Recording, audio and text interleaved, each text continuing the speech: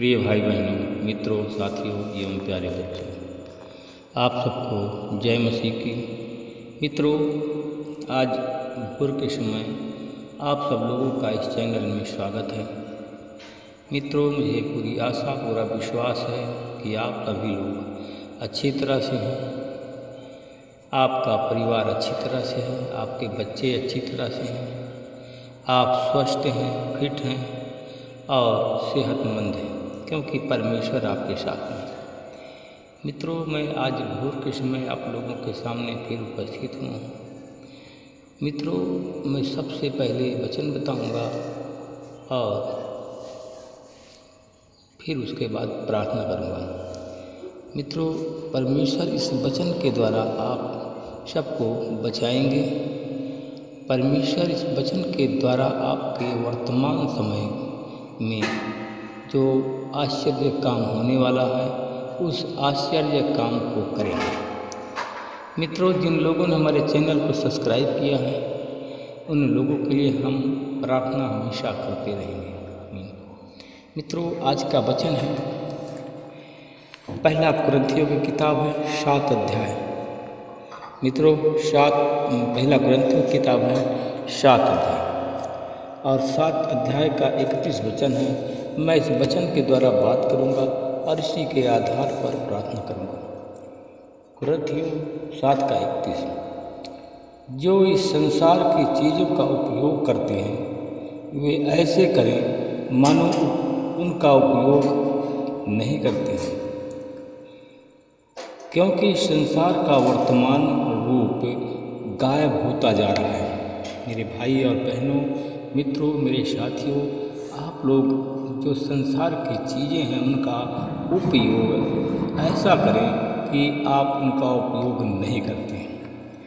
मित्रों, मेरे भाई और बहनों, मित्रों, मेरे साथियों, इसलिए कि आप उस प्रकार उपयोग करें जिससे आपकी सुरक्षा बनी रहे।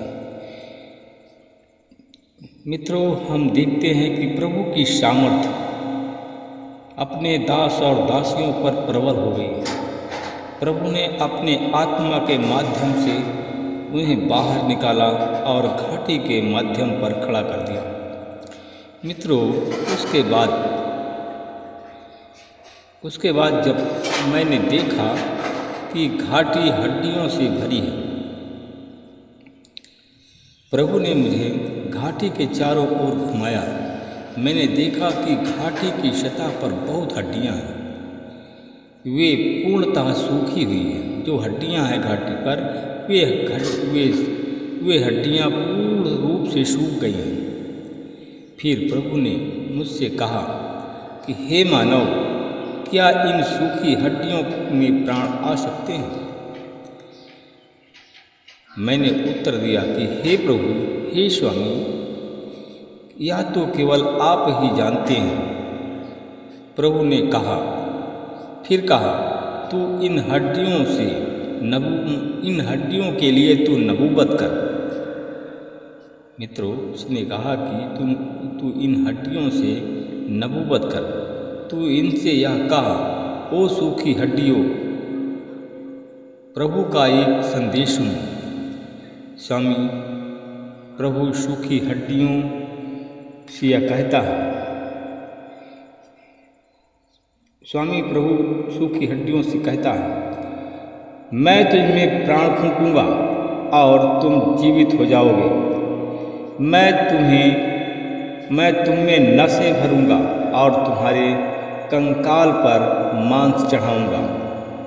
मैं उसको त्वचा से ढांपूंगा और तुम्हें प्राण से परिपूर्ण कर दूंगा।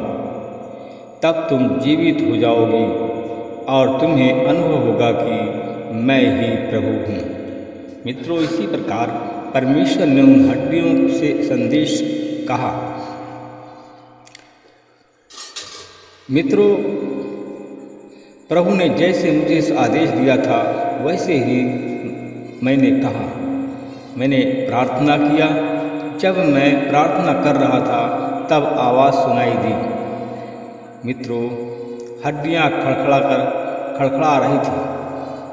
मैंने देखा कि हड्डियाँ पास आई और अपनी अपनी हड्डियों से जुड़ गई। मैं उनको देखता रहा, उनमें नसें भर आई, उन पर मांस चढ़ गया और मांस त्वचा से ढक गई, किंतु उसमें जीवन का श्वास नहीं था।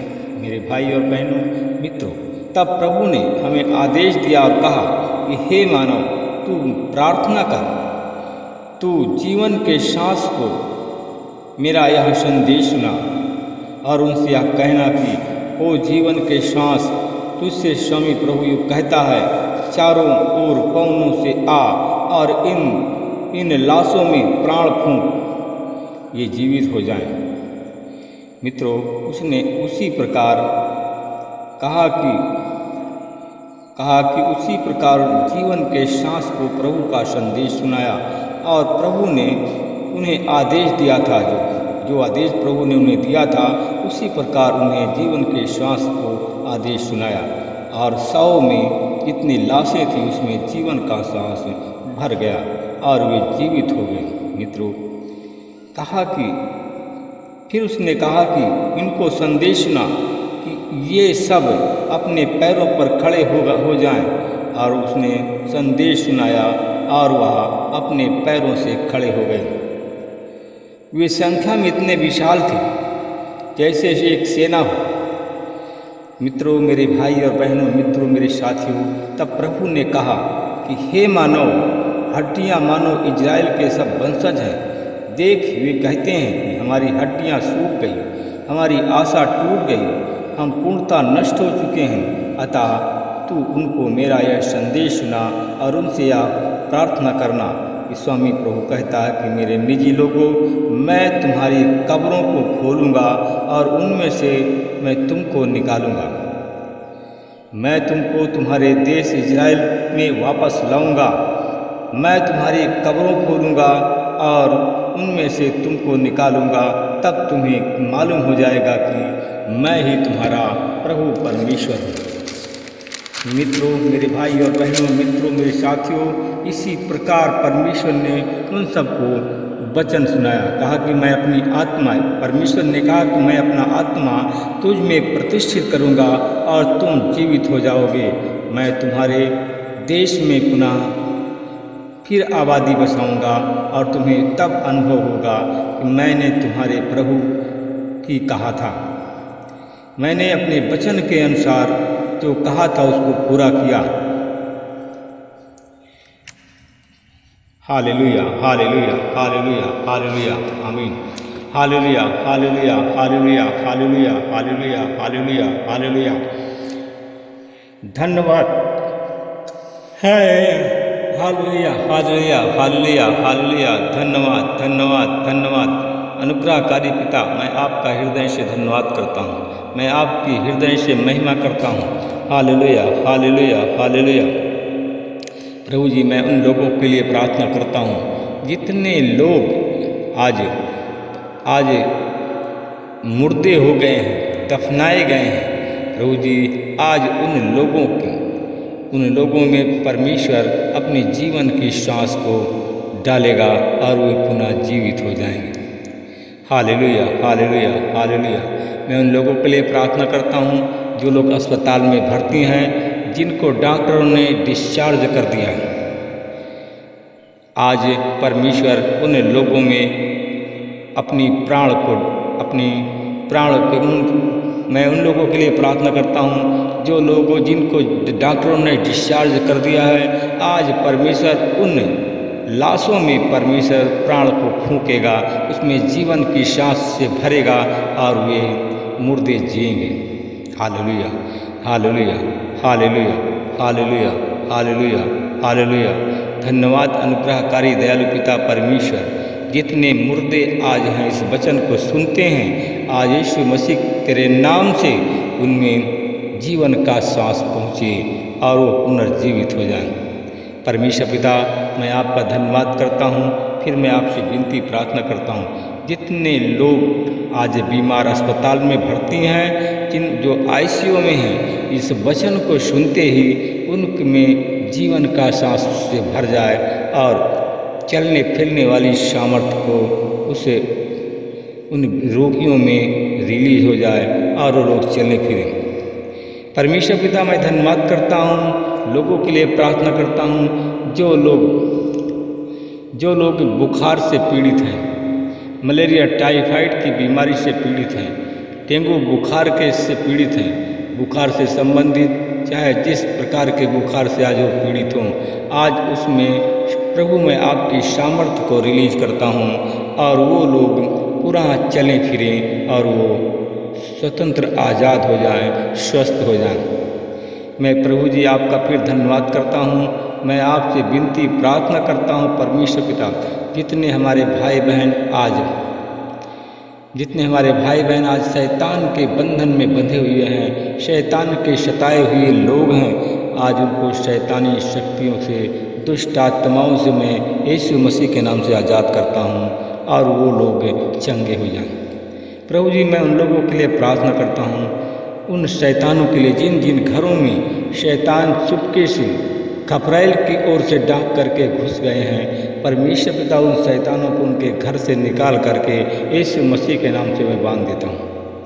प्रभु जी मैं आपसे विनती प्रार्थना करता हूँ, जितने आज बीमार लोग इस प्रार्थना को सुनते हैं तो परमेश्वर पिता इस प्रार्थना को सुनते ही सारे बीमार चंगे हो जाएं, महिमा आपकी बढ़े।